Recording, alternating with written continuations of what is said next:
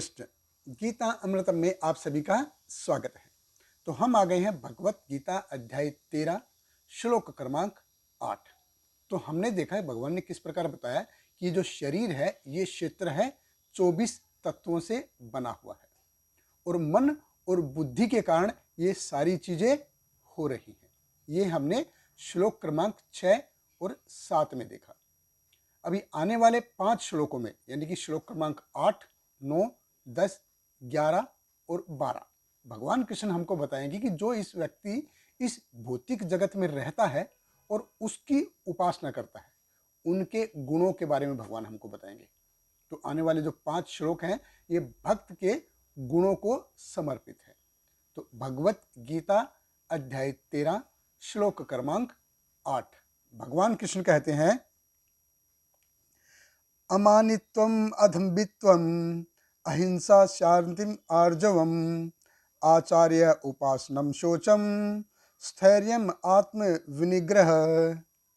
भगवान कृष्ण कहते हैं विनम्रता, दंभहीनता, अहिंसा, सहिष्णुता, सरलता, प्रमाणिक गुरु के पास जाना, पवित्रता, स्थिरता, आत्म संयम। देखिए भगवान कृष्ण कह रहे हैं अमानित्व।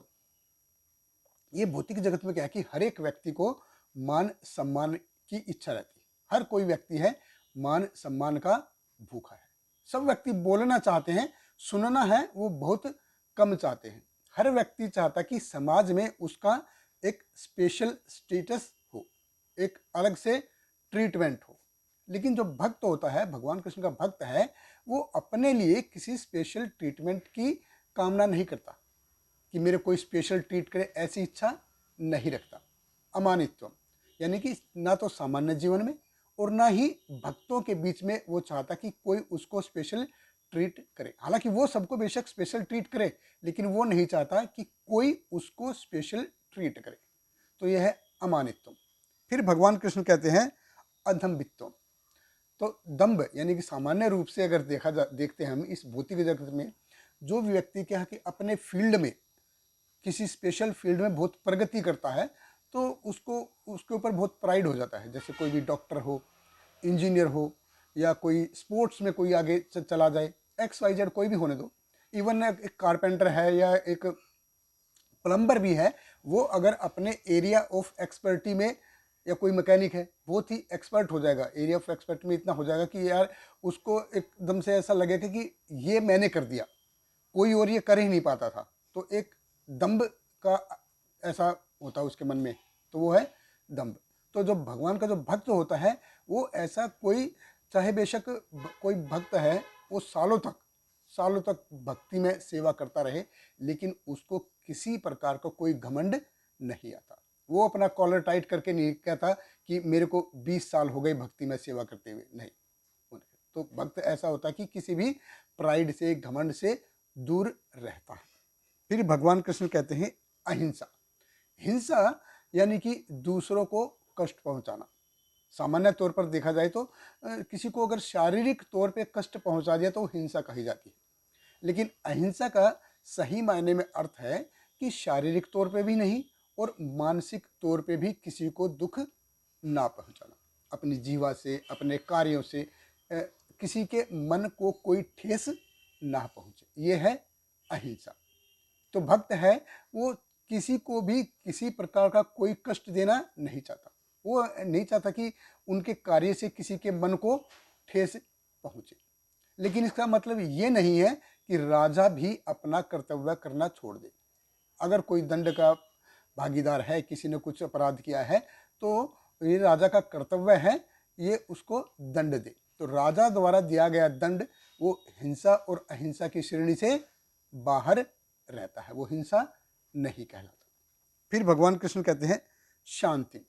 यानी कि भगवान का जो भक्त है वो कहता है यार जो हो रहा है ना सब ठीक है, जो होगा वो भी सब ठीक ही होगा, अच्छा सब कुछ अच्छा चल रहा है। जब भी कोई भी उससे पूछा कैसा चल रहा था, वो सब ठीक है, भगवान की कृपा से सब ठीक ठाक चल रहा है। तो उसको अपने जीवन में ये दिल मांगे मोर वाला भावना नहीं रहती। जो कुछ है सब ठीक है, अपने आप जो भी कुछ आ रहा है वो सब ठीक है। फिर भगवान कहते हैं आर्जवम। आर्जवम यानी कि सिंपल सिटी, उसमें कोई डुप्लीकेसिटी नहीं है, डुप्लीसिटी नहीं है कि जो वो कहता है वही वो करता है, यानी कि अंदर से जैसा है ऐसा ही वो बाहर से भी है। तो जो भगवान का भक्त होता है वो एक बच्चे की तरह होता है, वो इतना सिंपल रहता है कि किसी भी बात को बहुत देर तक लेके मन में बैठे रहता नहीं। फिर भगवान कृष्ण कहते हैं आचार्य उपासनम। आचार्य उपासनम यानी कि प्रमाणिक गुरु के पास जाना। तो भगवान कृष्ण कहते हैं यहाँ पे देखिए दो चीजें हैं देखने के लिए। एक तो है कि गुरु अपने आप को भगवान नहीं समझे, गुरु को कभी अपने आप को भगवान के बराबर नहीं मानना चाहिए, लेकिन शिष्य के लिए क्या है, भगवान गुरु के समान है। शिष्य के लिए भगवान गुरु के समान है, लेकिन गुरु को अपने आप को कभी भगवान नहीं मानना चाहिए, ये ऐसा है।